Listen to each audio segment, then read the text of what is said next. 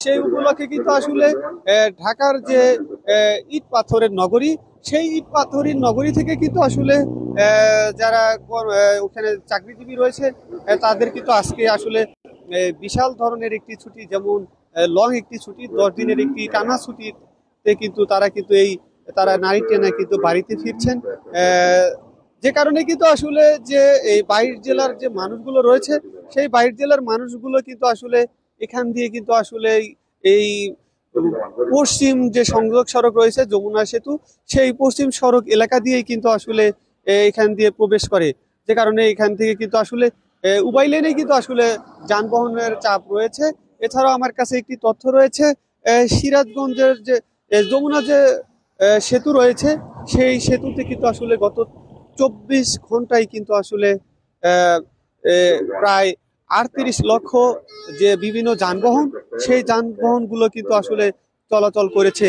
এতে করে কিন্তু আসলে কিন্তু সরকার কিন্তু আসলে রাজস্ব আয় করেছে প্রায় 28,68,00,000 টাকা। এই তাছাড়াও কিন্তু আসলে আপনাদের কিন্তু এখানে সরাসরি দেখানোর জন্য চেষ্টা করছি। রাত যতই গভীর হচ্ছে ততই কিন্তু আসলে কর্মচঞ্চল সেই ঢাকার নগরী থেকে যারা চাকরিজীবী রয়েছে, বিশেষ করে গার্মেন্টস কর্মীরা রয়েছে, তারা কিন্তু আসতে শুরু করেছে। দিনের চাইতে কিন্তু আসলে রাত্রে কিন্তু আসলে যানবাহনের চাপ কিন্তু আসলেই অনেকটাই লক্ষ্য করা গিয়েছে।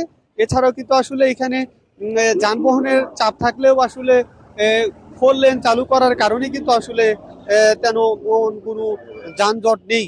এছাড়াও কিন্তু আসলে অনেকেই কিন্তু আসলে দূরপাল্লার বাস না পেয়ে কিন্তু আসলে অনেকেই কিন্তু আসলে জীবনের ঝুঁকি নিয়ে কিন্তু আসলে ট্রাক, মিনি ট্রাক, এই যানবাহনগুলোতে কিন্তু তারা ফিরছে, তাদের নারী টানে বাড়ি ফিরছে।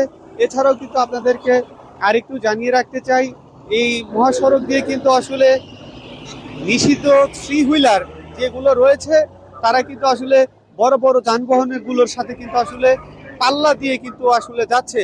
যে কারণে কিন্তু আসলে অনেকটাই কিন্তু এখানে দুর্ঘটনার একটি আশঙ্কা করা যাচ্ছে। এছাড়াও যে এই সিরাজগঞ্জ যমুনা সেতু থেকে যে 22 কিলোর যে একটি রাস্তা, এখানে কিন্তু আসলে 570 জন কিন্তু আসলে পুলিশ নিয়োজিত রয়েছে। একটু পরে পরে কিন্তু আসলে সিরাজগঞ্জ জেলা পুলিশ এবং হাটিকুলবুল হাইওয়ে থানা পুলিশের পক্ষ থেকে কিন্তু আসলে বিভিন্ন যে যাত্রীরা রয়েছে এবং বিভিন্ন বাস, ট্রাক, কোনো প্রকার অপ্রীতিকর ঘটনা ছাড়াই যেন নির্বিঘ্নে বাড়িতে ফিরতে পারে, তার জন্যই কিন্তু আসলে তারা নিরাপত্তা দিয়ে যাচ্ছে। এই ছিল আমার কাছে যে যানবাহনের যে চাপ, সেই চাপের সর্বশেষ খবর।